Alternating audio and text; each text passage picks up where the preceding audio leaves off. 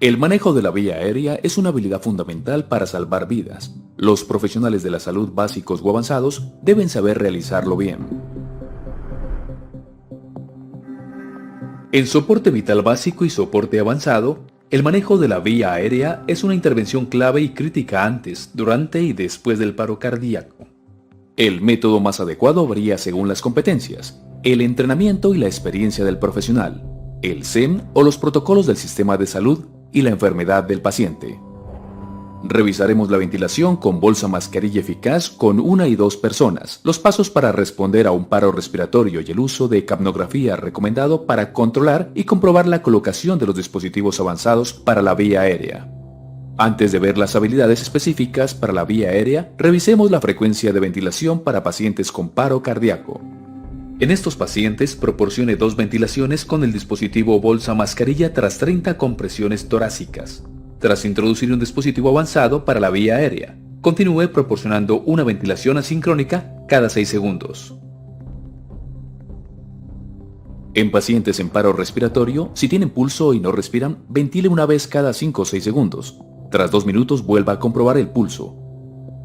Al realizar ventilaciones, los profesionales de la salud no deben administrar una ventilación excesiva o un volumen corriente elevado. Además de insuflación gástrica y aspiración de contenido gástrico, puede aumentar la presión intratorácica y reducir el retorno venoso al corazón, lo que disminuye el gasto cardíaco y las probabilidades de supervivencia. El volumen corriente debe ser de unos 500 a 600 mililitros, lo suficiente para ver la elevación torácica. Esto equivale a comprimir una bolsa de ventilación para adulto hasta la mitad.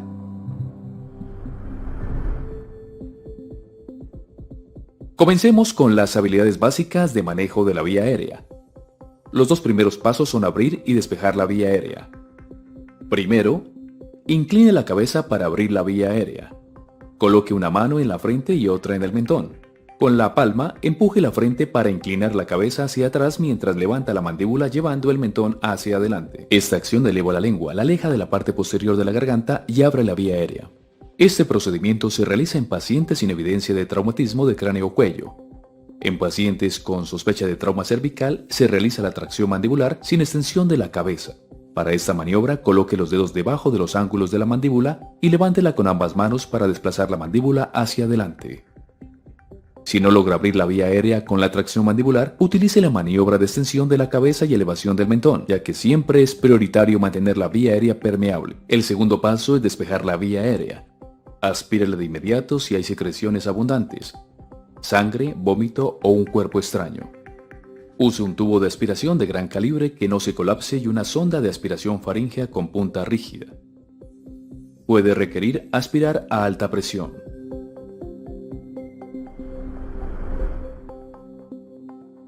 Con la vía aérea abierta y despejada, puede utilizar un dispositivo complementario para mantenerla permeable. Existen 2 tipos, la orofaríngea y la nasofaríngea. Las orofaríngeas se suelen usar en pacientes inconscientes que no tengan reflejo nauseoso. Las nasofaringeas se pueden usar en pacientes conscientes, semiconscientes o inconscientes, con o sin reflejo nauseoso.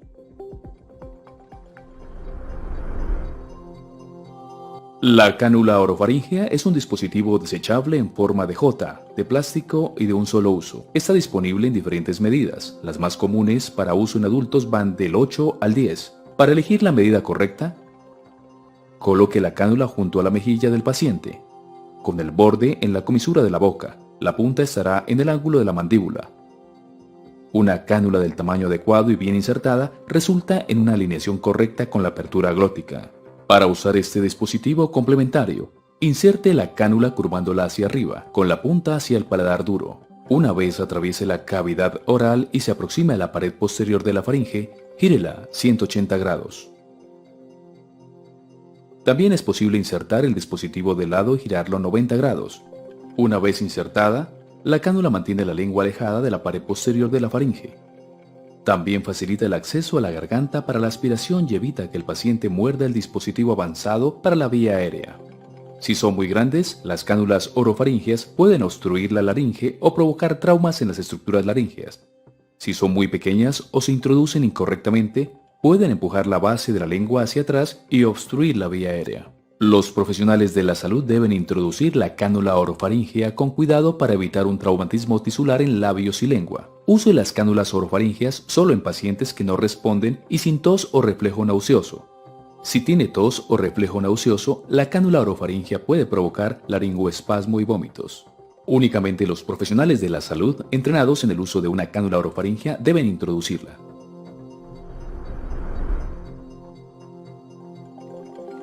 La cánula nasofaríngea es un tubo curvado y hueco que se puede introducir en la fosa nasal para facilitar la ventilación y la aspiración. A diferencia de las cánulas orofaríngeas, las cánulas nasofaríngeas se pueden aplicar en pacientes conscientes, semiconscientes o inconscientes, con o sin reflejo nauseoso. Al escoger el tamaño, compruebe que la longitud de la cánula nasofaríngea sea igual a la distancia desde la punta de la nariz del paciente al lóbulo de la oreja. Antes de introducirla, lubrique la cánula con gel anestésico o lubricante soluble en agua.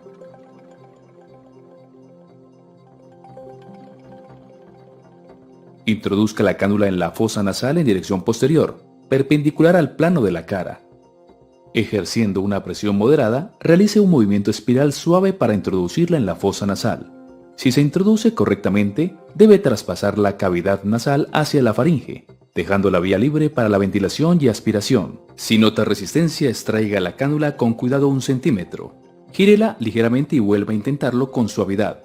Si continúa encontrando resistencia, extráigala por completo. Inténtelo en la otra fosa nasal. Tenga cuidado al introducir la cánula nasofaríngea en pacientes con traumatismo facial o cráneoencefálico grave, ya que podría insertarla por error en la cavidad craneal. Si existe fractura de la base del cráneo, es preferible una cánula orofaríngea. Introduzca la cánula nasofaríngea con cuidado para evitar complicaciones como lesiones tisulares o hemorragias. También puede provocar laringoespasmos y vómitos y, si el tamaño no es el correcto, entrar en el esófago y causar distensión gástrica con ventilación activa. Al insertar una cánula oro o nasofaríngea, es importante oír los ruidos respiratorios para comprobar si se está administrando una ventilación adecuada.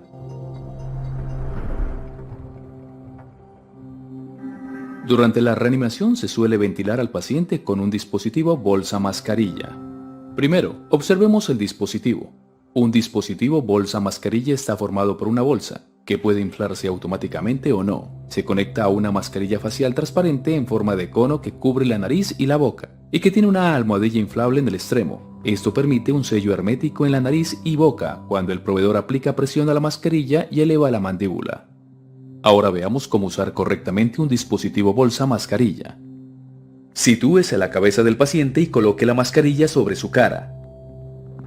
Antes de la ventilación con bolsa mascarilla, el proveedor debe extender la cabeza y presionar la mascarilla contra la cara mientras eleva la mandíbula hacia la mascarilla. Forme una C con el dedo índice y el pulgar de una mano en la parte superior de la mascarilla en el puente de la nariz. Así asegurará la mascarilla a la cara con firmeza. Al mismo tiempo, forme una E con los otros 3 dedos para elevar la mandíbula y abrir la vía aérea.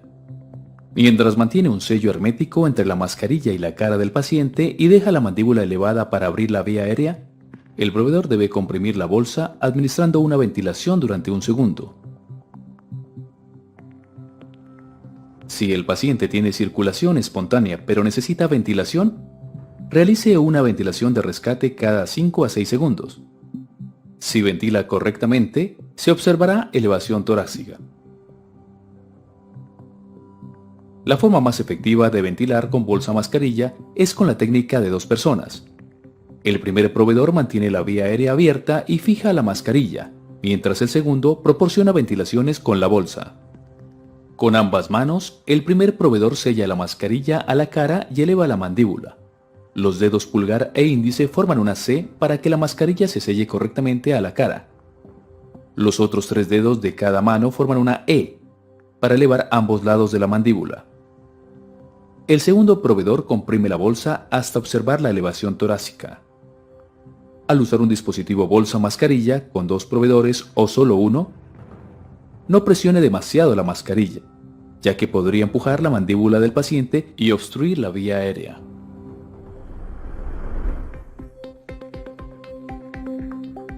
Entre las indicaciones de uso de dispositivos avanzados se encuentran dificultad para realizar una ventilación eficaz con bolsa mascarilla, pacientes con compromiso de la vía aérea real o potencial, especialmente con tiempos de transporte largos o necesidad de aislar la vía aérea. Con especial cuidado, los profesionales pueden usar un dispositivo avanzado para realizar en forma segura ventilaciones tan efectivas como las que proporciona la bolsa mascarilla. Los dispositivos avanzados ofrecen muchas ventajas, aíslan la vía aérea y reducen el riesgo de aspiración e insuflación gástrica. Tras introducir un dispositivo avanzado durante la RCP, realice una ventilación cada 6 segundos sin interrumpir las compresiones torácicas.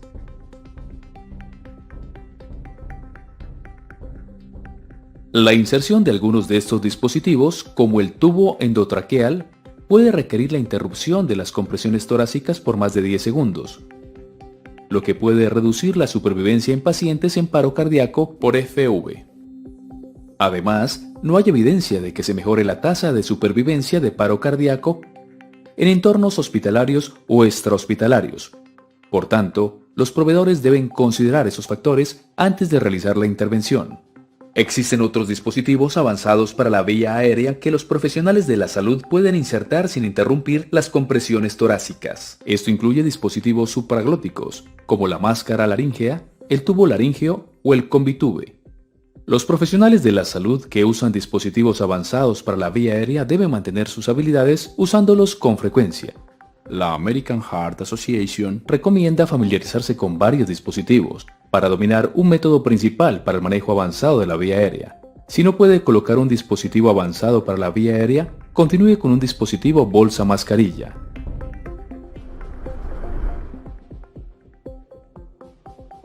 La máscara laríngea es un dispositivo supraglótico para la vía aérea que se puede insertar sin visualizar la glotis. Se puede introducir durante la RCP sin interrumpir las compresiones torácicas. El entrenamiento es más sencillo y la inserción más fiable. La máscara laríngea es un tubo con un cojín inflable distal que se coloca en la hipofaringe del paciente. Coloque la máscara laríngea en la boca abierta orientando la abertura hacia la lengua e introdúzcala hasta el final de la lengua. Con el dedo índice presione con cuidado el dispositivo contra el paladar y desplácelo hacia abajo. Continúe introduciendo el dispositivo hasta que note resistencia, lo que indica que el extremo distal del tubo ha llegado a la hipofaringe. Retire el dedo e infle la mascarilla. Una vez inflada, la máscara laríngea quedará centrada en la boca. Si está bien colocada, el oxígeno fluirá por la luz del dispositivo hasta la tráquea. El tubo laríngeo es un dispositivo supraglótico que los proveedores pueden insertar en pacientes inconscientes. Durante la RCP, se puede insertar el dispositivo mientras continúan las compresiones torácicas. También se puede insertar sin visualizar la glotis. El tubo laríngeo es un dispositivo de un solo lumen con dos balones inflados mediante un único puerto. La punta distal del tubo está angulada y biselada para deslizarse fácilmente por el esófago superior colapsado. El diseño también reduce el riesgo de insertarla en la tráquea. Cuando el tubo llega al esófago, notará resistencia. Infle los balones con una única jeringa.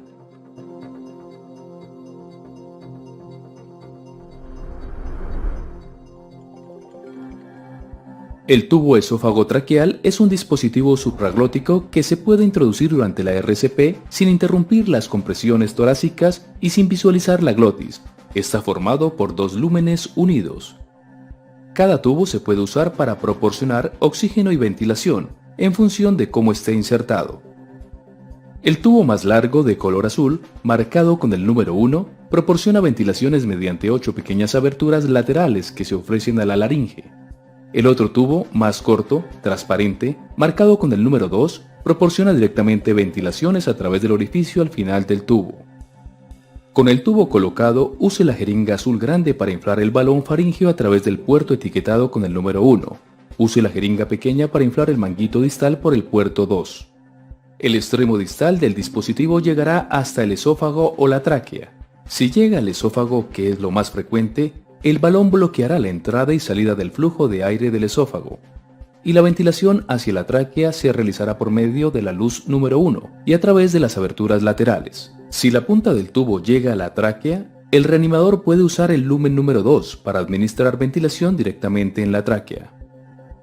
Es muy importante comprobar la colocación correcta del tubo esófago-traqueal. Si se realiza la ventilación al lumen incorrecto, no se realizará una ventilación y oxigenación adecuadas, y provocará una hipoxia grave. Una ventilación incorrecta al esófago también producirá insuflación gástrica que complicará la ventilación.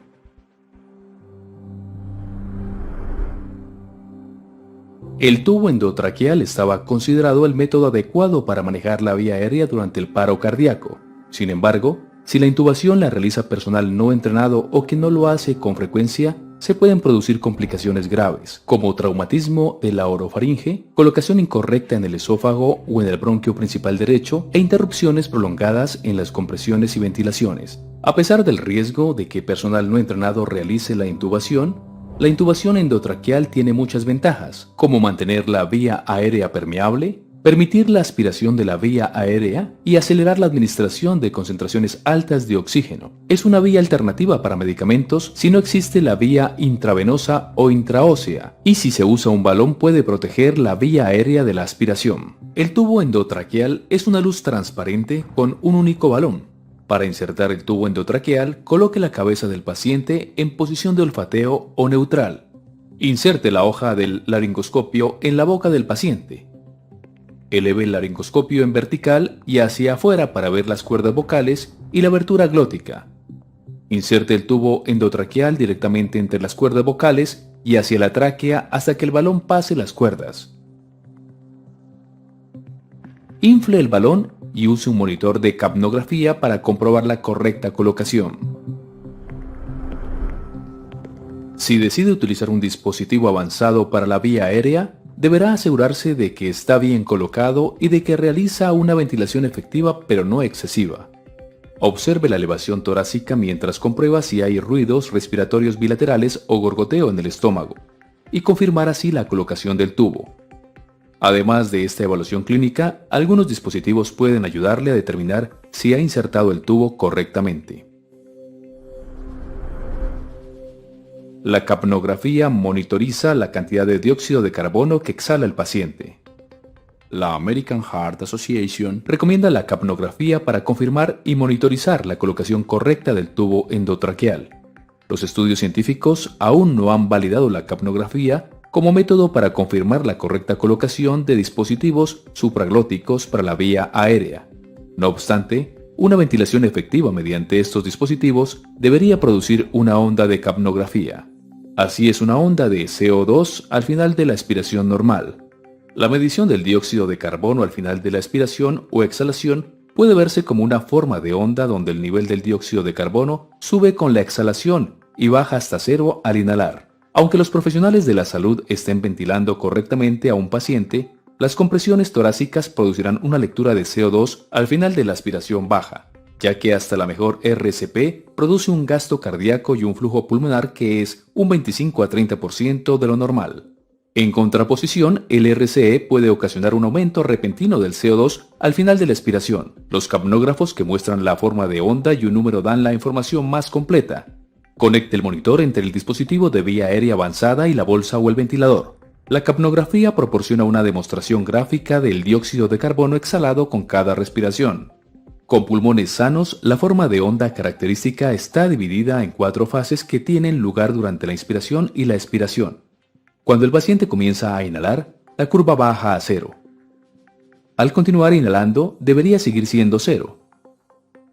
Cuando comienza a exhalar, la porción inicial de respiración es el aire que queda en el espacio muerto comprendido entre el tubo de ventilación y la tráquea.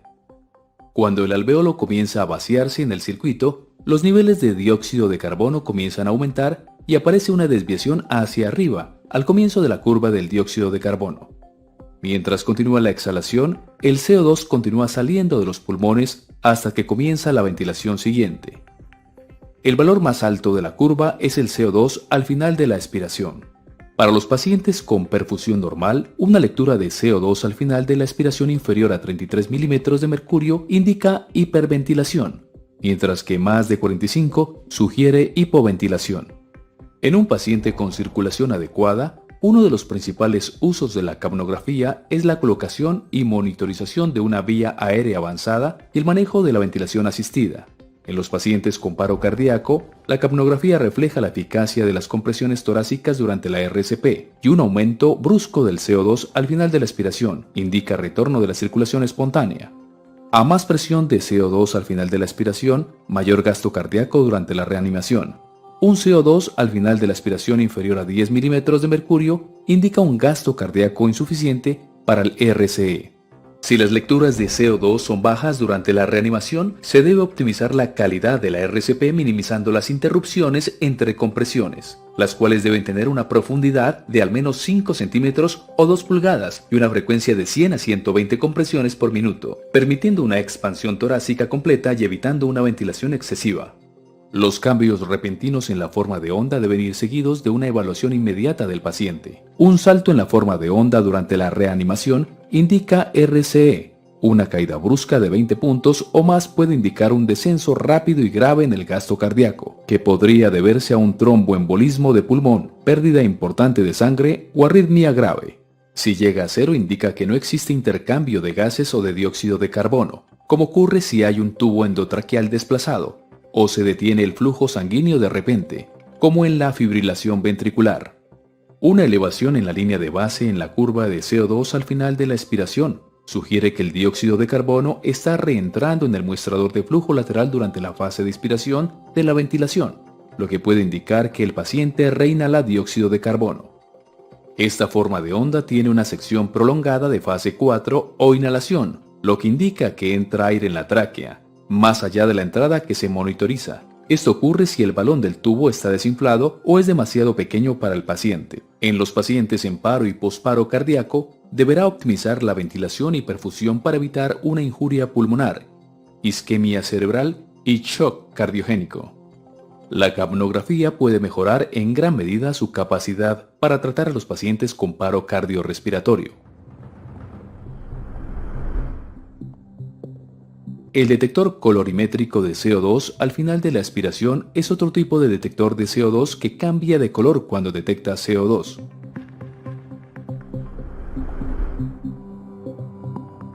El detector esofágico es un dispositivo de confirmación adicional.